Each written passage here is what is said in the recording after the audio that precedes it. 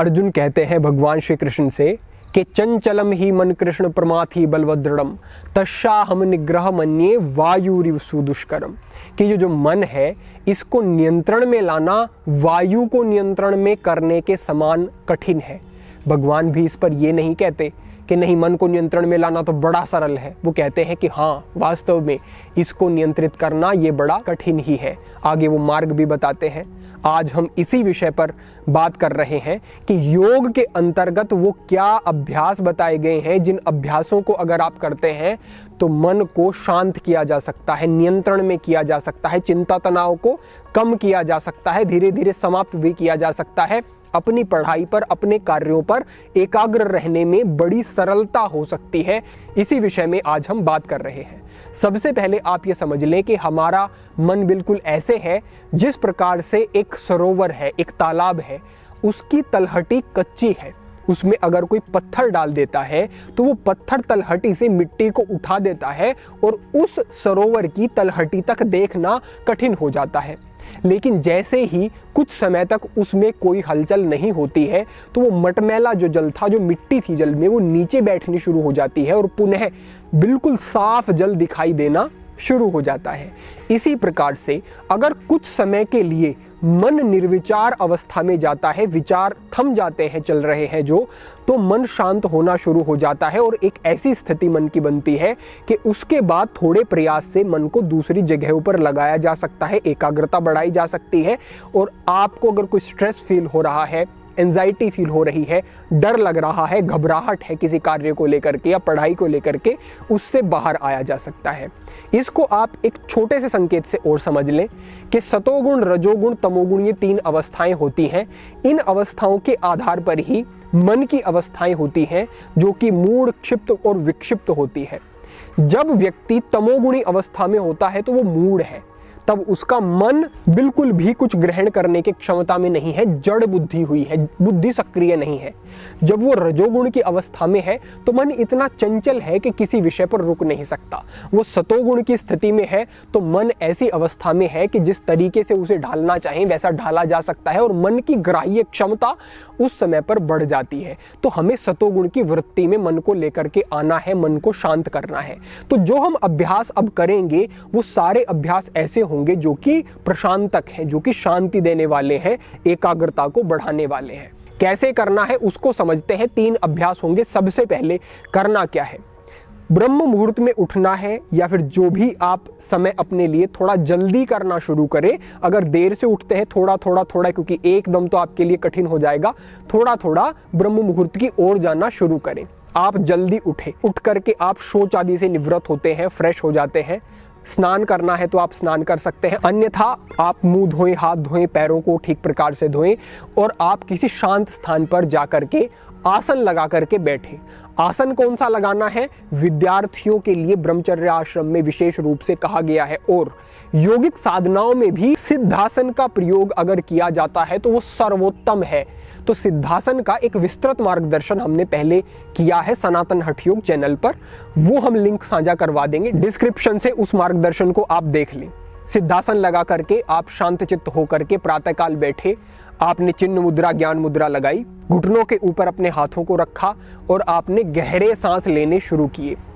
तेज सांस नहीं लेना है। आपने बहुत बार देखा होगा कि भस्त्रिका प्राणायाम में बहुत तेज गति से करने के लिए कहा जाता है, लेकिन हठ योग में और विशेष रूप से जिस उद्देश्य से हम अब अभ्यास करने वाले हैं उसमें आपको धीमा सांस अंदर, धीमा बाहर, धीमा सांस अंदर, धीमा सांस बाहर, यही रखना है। लगभग आप 3 मिनट तक इस प्रकार से सांसों की गति धीमी बनाएं और गहरी बनाएं। उसके बाद आपको अपनी हथेलियों को दोनों कानों के ऊपर रखना है। कानों के ऊपर इस प्रकार रखें कि कान ठीक प्रकार से आपके बंद हो जाने चाहिए।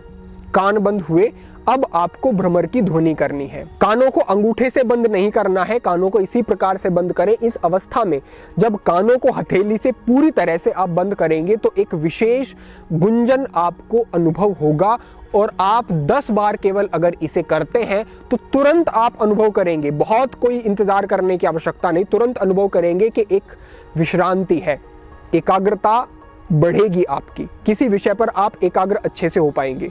तो हथेली से इस प्रकार से बंद किया, एक बार देख लें, सांस को आप पहले ही गहरा छोड़ रहे थे, गहरा ले रहे थे, अब पूरा गहरा सांस अंदर लिया आपने और इस प्रकार से ये भ्रमर की ध्वनि की।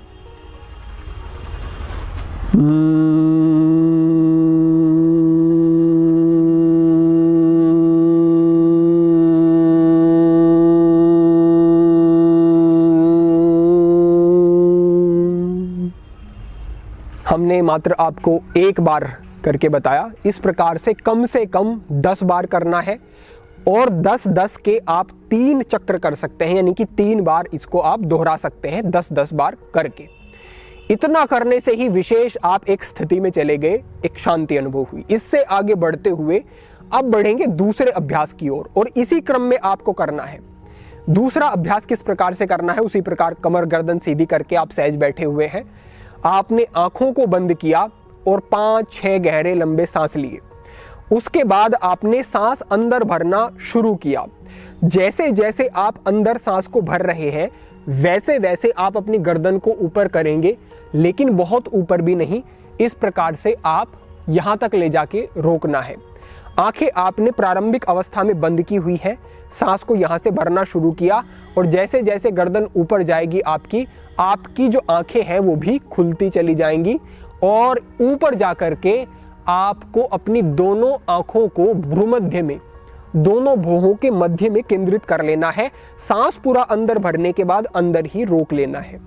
अब जो अंतिम स्थिति बनी, गर्दन आपकी 45 डिग्री के कोण पर स्थित हो गई, आंखें दोनों आपकी खुली हुई रहेंगी, भौहों के मध्य में केंद्रित रहेंगी। सांस जो आपने ऊपर गर्दन को उठाते हुए लिया है वो अंदर ही आपको रोक लेना है और इस स्थिति में आपको रुकना है। रुकना कब तक है? जितना ज्यादा समय तक आप सांस को अंदर रोक सके उतनी देर तक आपको इस अंतिम अवस्था में रुकना है। जब आपको लगे कि अब आप और सांस नहीं रोक सकते, फिर गर्दन को नीचे करते आना है और सांस को पूरा बाहर छोड़ते हुए आना है और जब गर्दन नीचे आ रही है तो आंखों को बंद करते आना है। अब जब आपकी गर्दन नीचे आई तो आप पुनः उसी स्थिति में पहुंच गए जहां से आपने शुरू किया था। ऐसा फिर से दोहराया, फिर से गर्दन को नीचे किया, फिर से दोहराया, फिर से गर्दन को नीचे किया। 3 अभ्यास करें बस। 3 अभ्यास करने के बाद शांत चित्त होकर के बैठे रहे, कुछ गहरे लंबे सांस लें। एक बार हम आपको करके बताएंगे, उसको वैसे ही दोहराते जाएंगे। तो आप सिद्धासन लगा करके बैठ जाते हैं। बैठ करके आपने सांस को भरना शुरू किया और ऊपर गर्दन उठाते हुए आंखों को खोलना शुरू किया, भ्रूमध्य में केंद्रित किया, सांस को पूरा अंदर भर के अंदर रोका और इस प्रकार रोके।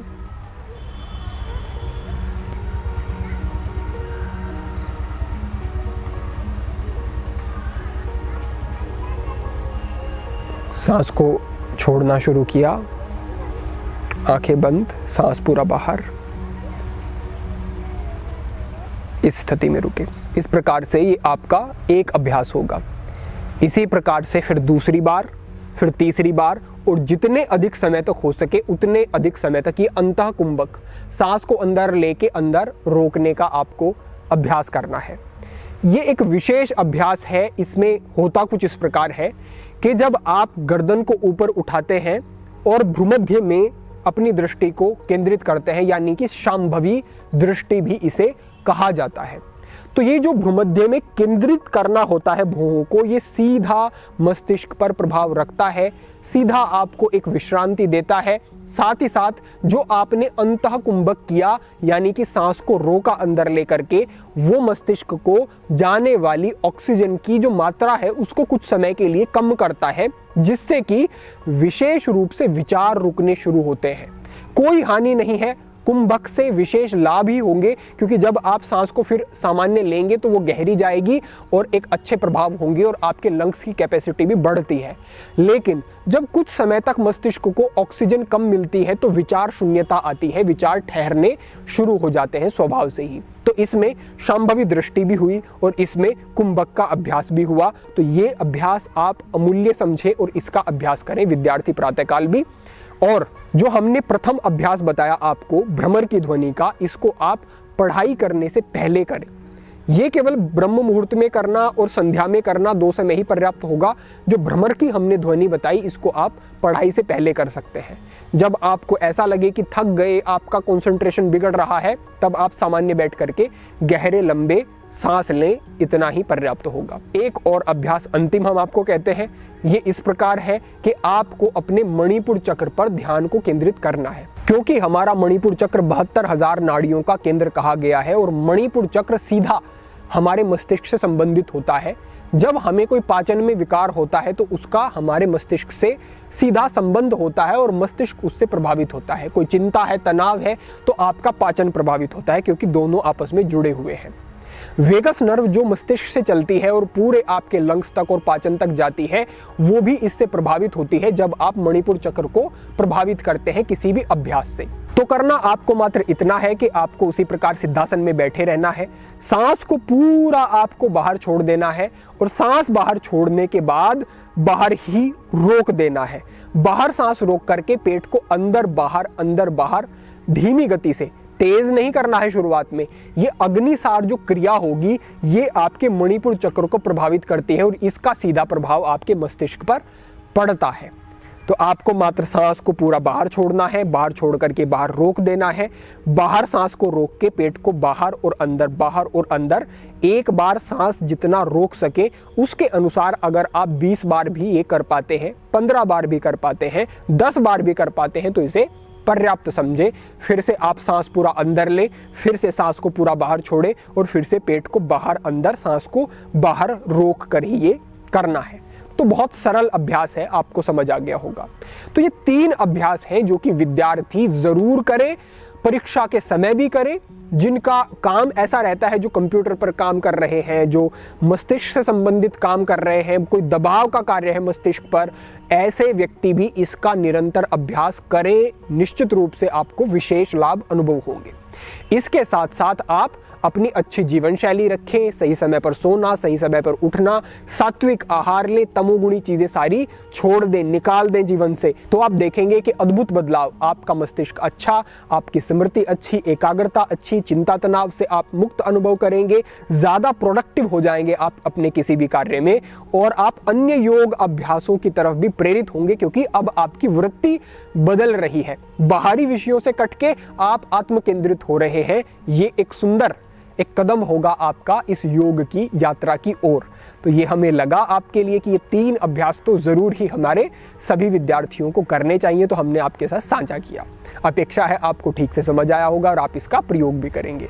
भविष्य में अन्य महत्वपूर्ण विषयों पर मार्गदर्शन होता रहेगा। आज के लिए यही संकेत था। सभी के लिए प्रार्थना, सभी के लिए मंगल कामना। आज के लिए इतना ही। ओम नमः शिवाय।